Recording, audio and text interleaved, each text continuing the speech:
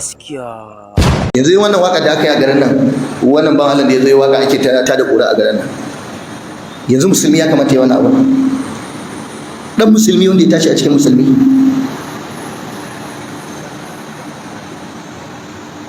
Waƙoƙi na tada sha'awa na fitina, yara ƙanana suna koya, yarinya budurwa ta zo ta sunkuya, wai saurayin ya mata gadon bayanta ana sosa la ilaha illallah. Balagagge kuma ba za a yi magana ba, mutane sun kama baki sun yi shiru. Wajibi ne wannan abin ya gaggauta tuba a matsayin sa na musulmi muke mu'amala da shi, kuma ba shi kadai ba, da wanda za su yi nan gaba, da wanda suka yi a baya, da wanda suke shirin yi.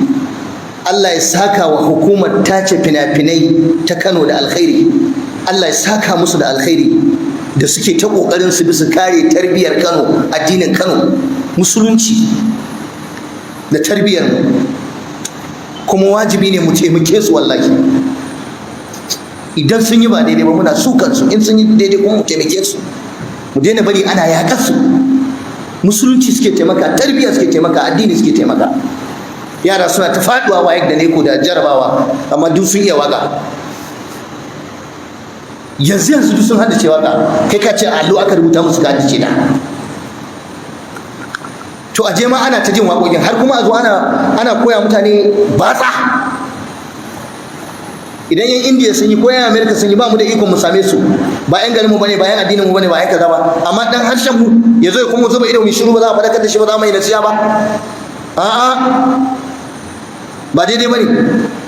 Kuma duk wanda yake taimakon mai barna da yaɗa barna, wallahi shirya ga Musa da Allah, lokaci ne za ku yi ku gama.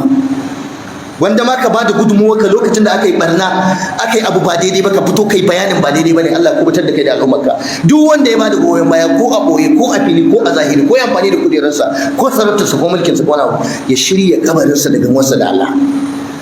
Allahumma fashhad ya rabbi ka shaida.